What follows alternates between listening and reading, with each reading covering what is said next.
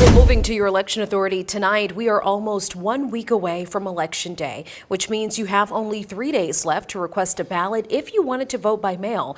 It's an option that benefits one specific group of voters. Yeah, we're talking about inmates in county jails, and tonight the Winnebago County Sheriff sharing how inmates can vote and how their voices can be heard.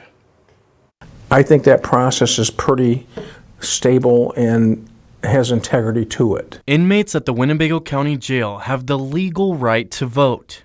Whatever the crime is, if they're not sentenced, they can vote. But if they're sentenced to a felony and they're waiting to be transported to the Illinois Department of Corrections prison, then they can't. Their process to vote, however, is a little different.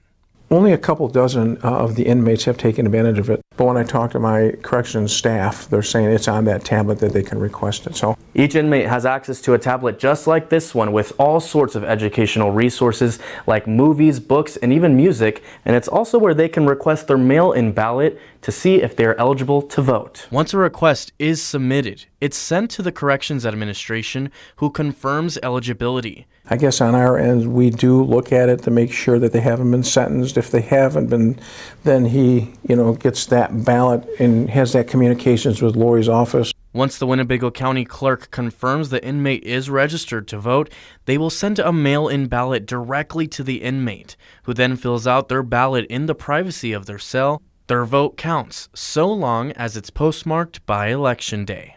That's as secure as it gets, and then it would go back to her. Sheriff Caruana also confirming that inmates have access to educational materials to learn about candidates through the newspaper and television.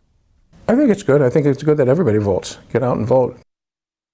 And the Winnebago County Election Clerk confirming with us tonight that an inmate's vote will still be counted even if they were sentenced to a crime after they voted. The last day to request a mail-in ballot in the state of Illinois is this Thursday, October 31st.